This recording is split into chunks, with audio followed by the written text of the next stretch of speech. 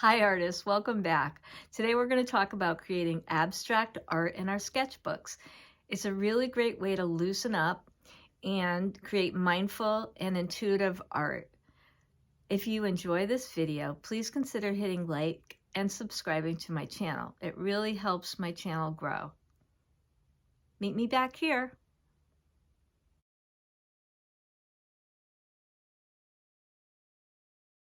Okay. So this is my more abstract sketchbook, and these are actually done on location, and these are super loose observational drawings. They're not really truly abstracts, but I thought I would show them to you. I know that this was a drawing that I did on location, then I came back and painted this one, and here I'm just trying to be super loose. I did both of these on location, and here I'm trying to be, again, super loose in interpreting the landscape. So I'm not using local colors, and I'm just trying to get down the big details. Obviously you cannot paint every branch, and I'm trying to see the light and the dark. So a lot of times when I'm doing this, I'm squinting. I like to say I'm squinting like Clint, do the squint like Clint. And I'm trying to find the darks and the lights. And then I may be not bringing in local color necessarily, because obviously the woods are pink, and just going with colors I like and interpreting light. These are definitely more abstract, and I will demonstrate this process in another video, but these are collage and monoprint, and I love doing these. And this is what I'm going to show you today, which is a really fun process of mark making, building, pushing back, and pulling away paint. So this is only 2 colors, which even though it looks green, I used yellow and pink in this one. And it has some collage on it. And you don't have to use collage.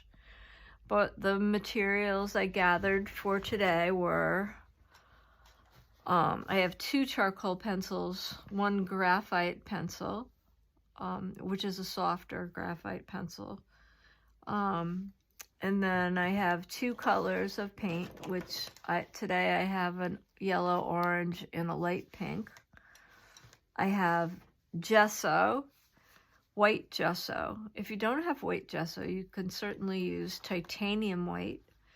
And titanium white is the more opaque white, so that would be a substitute for gesso. I don't tend to use any other white other than titanium white, because the zinc white and the other whites are usually too transparent to do any good. So if you're trying to create tints, which is white plus any color, you'll use half a tube before you can get it to a decent tint. I do have some pieces of pre-cut collage on the side here in little shapes and things I thought I would maybe like to choose from. You don't have to use collage if you don't feel like it, but I do tend to like to use a little bit of collage.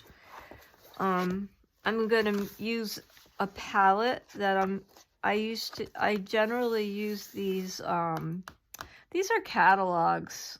It's one of those juried exhibits in print, you know, new paintings for each year. But they have these a lot of times at the different places where I've taught in the past, and sometimes there'll be a big pile of them, and you can just, there'll be a big free sign, and I take them because I really like to use these for my palettes.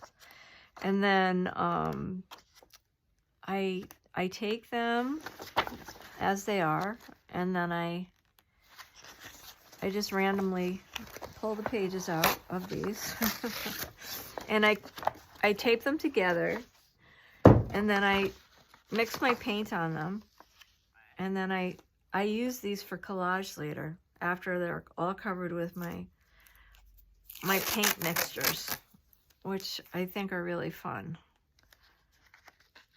And so that's what I use them for, and I'll demonstrate that in a video, what I do with them later, because they end up coming out fun. The other thing I like to do is at rummage sales and thrift shops, I sometimes look for books with interesting pictures that are on sale, and I'll buy those, and I use the pages as a palette.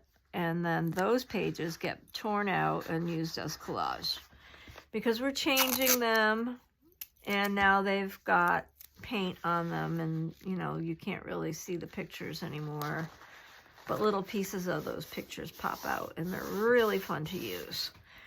Okay, so this is going to be my palette for today. I'm going to mix my paint right on this. I'm not going to concern myself with what was on there. So I'm just going to put on my pink and my yellow orange paint. I'm going to give myself just a little of each color. I don't tend to put out a lot of paint because I'm used to working with acrylic, and acrylic dries so fast that put a little more gesso out, just a little bit. A little gesso goes a long way. Gesso is generally used as a primer, but some artists like to use it in different ways. And I did a lot of mixed media over the years, and I love having my gesso for other purposes. This is acrylic medium. Acrylic medium is exactly the same as acrylic paint, only no pigment is in it. And it's used for a lot of things, and you can use it to put down collage. You can create glazes with it. It's really versatile. You can mix it into your paint as long as you don't mix too much in, and it will increase flow. It's a wonderful product. So today I have it on my palette because I might put down a little collage.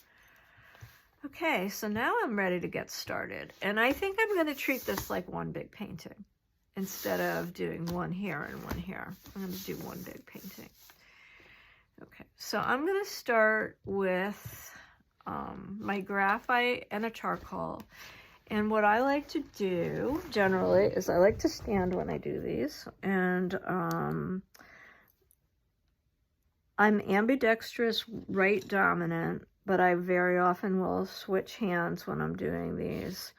And I just want to make a variety of marks and not really get too concerned about what I'm putting down in the beginning. I'm just going to see how many different kinds of marks I can make on my paper. And this is my graphite pencil. Sometimes I'll use both at the same time.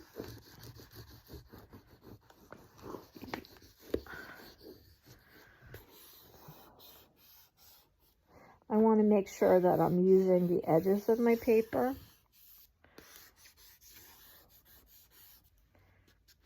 Very often when I'm doing abstracts, I want to make sure that my piece is going to work in every direction.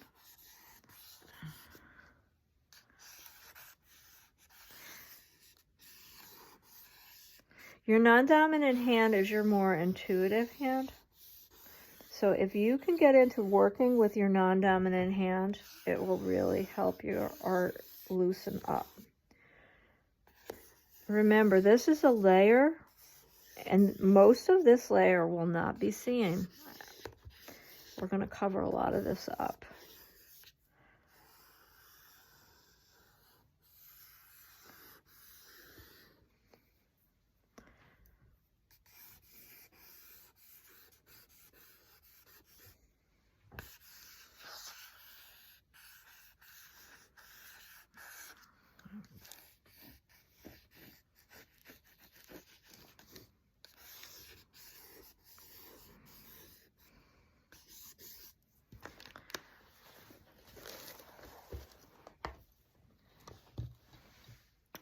When I have a lot of movement on my page, I start to veil. And veiling is simply taking the gesso and randomly pushing areas back on my paper. Again, I'm not pre-planning what I'm pushing back. I'm just going to push back some of these areas with the white gesso. And if I need more gesso, I'm going to grab it and push it back. I think I didn't put enough out, so I'm going to put more on my paper.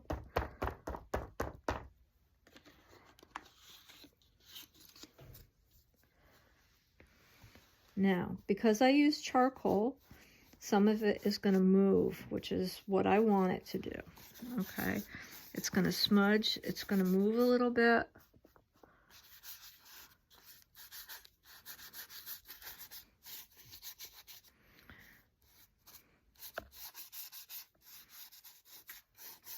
We want it to move around.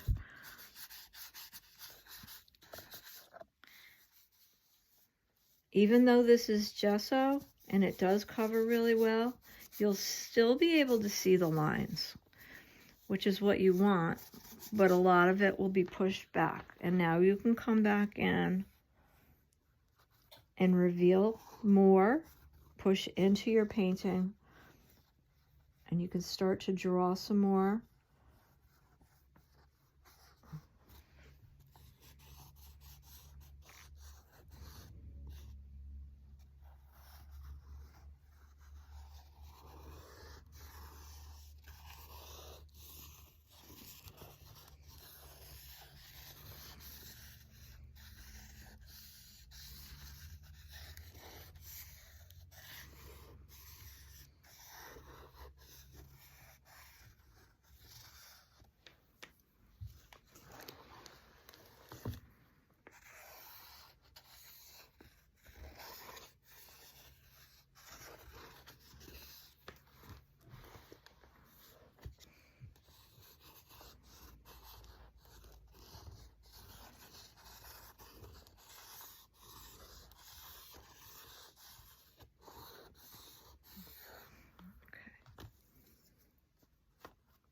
So I work on this and go back and forth between drawing and veiling for a little bit of time until I'm happy with the underpainting. Now this is just an underpainting.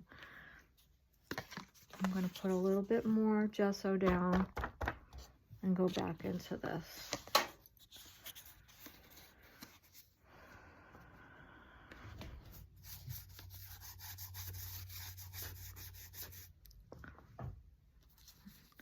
I'm kind of trying to let this develop intuitively. I'm going to loosen up my gesso just a little bit with a little bit of water. And I'm going to come in here. When I'm working on this, I'm going to squint my eyes a little bit and see if I see areas that I want to darken up or allow to be light. Now I'm going to start to see what I see within this very intuitive picture plane. And just let it kind of develop on its own. You can allow this to happen as you build your layers.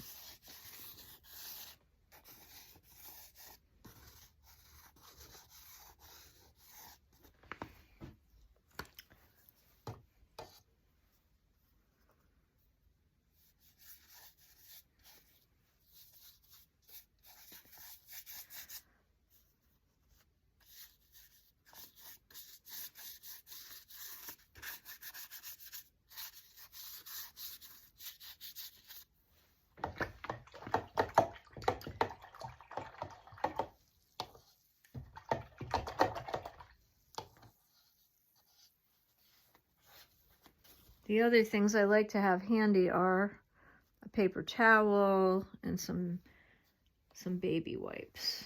So now I'm going to add a little bit of color into my picture. I'm going to start with my yellow orange.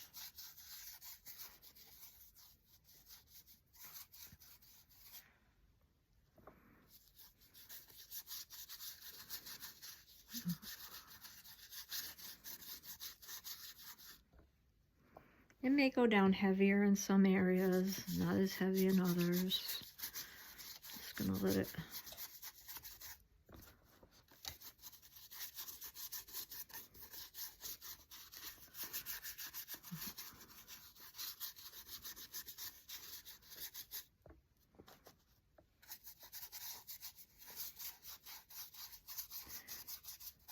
You'll be surprised at how quickly these dry, because we're not using a lot of water on them. We're just kind of getting in there and really scrubbing it right into the surface of the paper.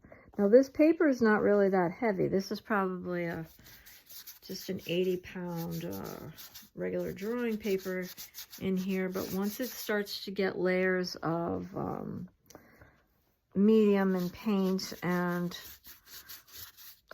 gesso, the paper actually feels like it's much heavier after it has those additions to it. People are always really amazed at how much abuse or how much texture you can build up in a sketchbook. Now I'm going to go for my pink. And I'm going to really start to build up my layers. And I'm going to add some pink to this. I probably need more pink.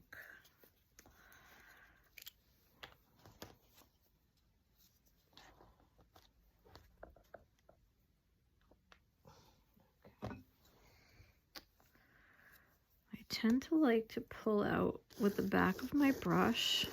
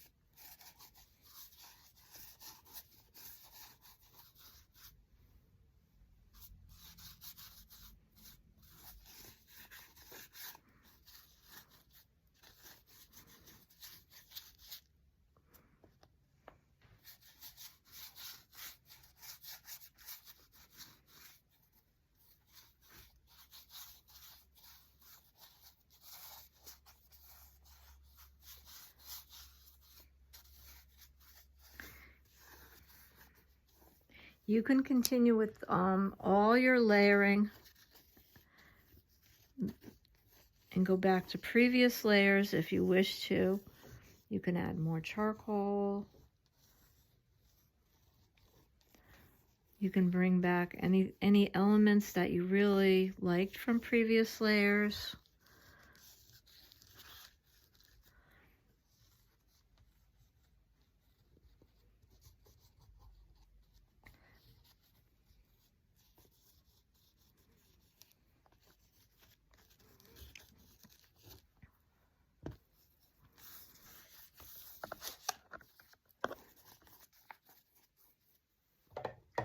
I sometimes like to pull back a little bit of paint.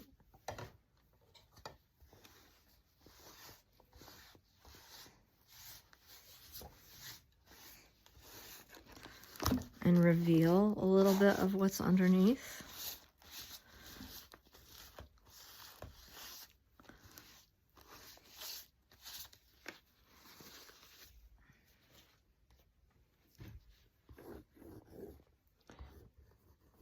You can score through with the back of your brush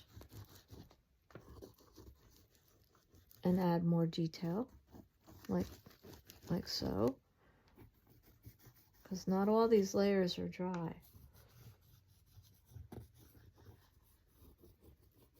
Okay. So I have quite a lot of collage used to teach a lot of collage, so I have quite a collection of ephemera. Now I'm just applying the matte medium. So I have some vintage magazines that I really do enjoy using. And I have some Life magazines that are really old. So these are probably, I think this one was from the 70s. And I had a nice page with a New York skyline on it that I thought I might try for this particular collage. And I'm just going to pop a few of these in various places. I just cut little bits. Now you don't have to leave these just floating in space if you want. You could, you know, kind of incorporate them in with some paint if you'd like, so they don't look like they're floating in space.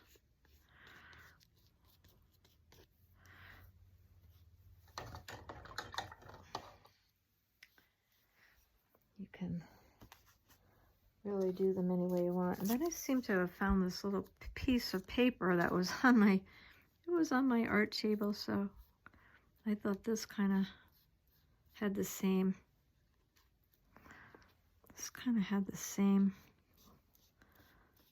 feeling to it, so maybe I'll add that, a little bit of this into it. Let's kind of have the same attitude as the New York skyline, I thought, so maybe we'll just pop some of that in. That was just a little happy accident floating around on my table.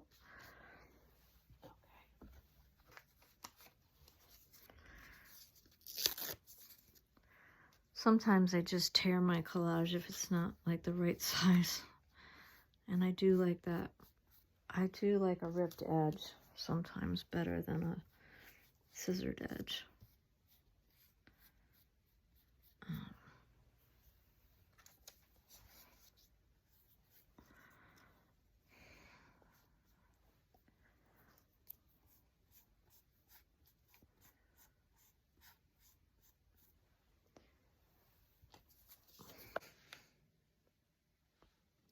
Okay, so here's the painting I was working on before. At the very end of the video, I had a little technical difficulty, but here's how it ended up. I did go in and add just a little bit of chrome green at the very end to pop it up with a complementary color to the pink. And this is how it landed, and I'm pretty happy with it. It was a really fun exercise to do. I tend to add a little bit of thicker paint at the very end. So I'm going to go ahead and start another one, and then I will show the end process again to you. Now I do have a little collage here on the side that I wanted to add to this piece. So I'm going to come in and put some collage down on top here. Now,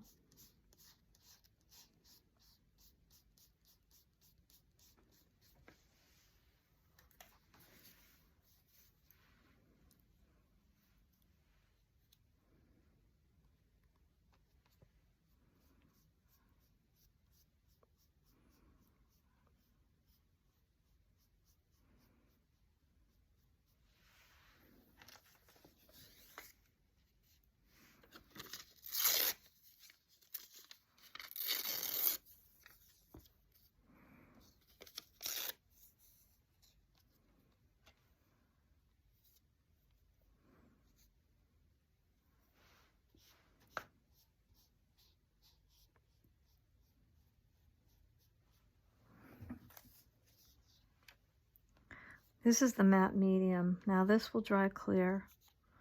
So even if it looks like it's showing a lot right now, it's not going to. It'll blend right into the rest of the piece.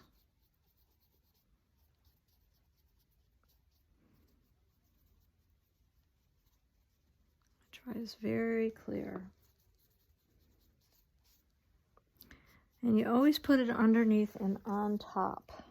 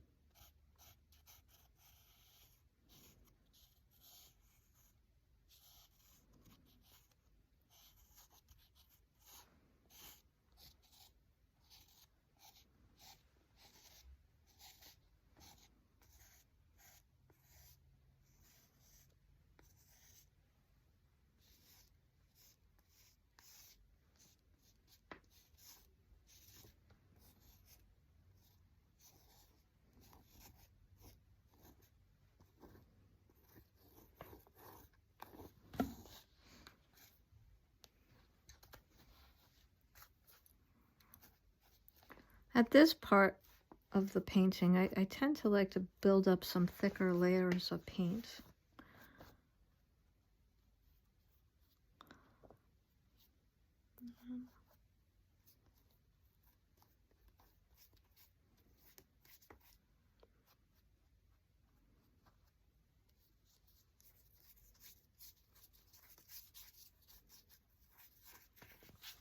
A very intuitive process. Just kind of look at it and pull yourself back.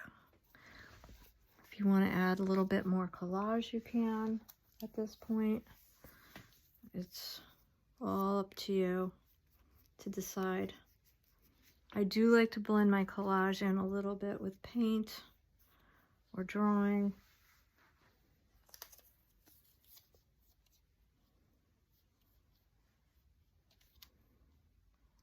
Incorporate it into the piece a little better.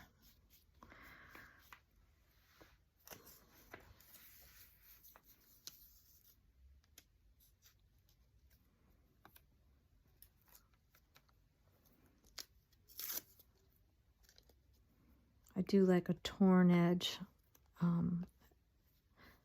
as much as I like a cut edge on my collage. So I very often will tear collage if it's the wrong size or shape.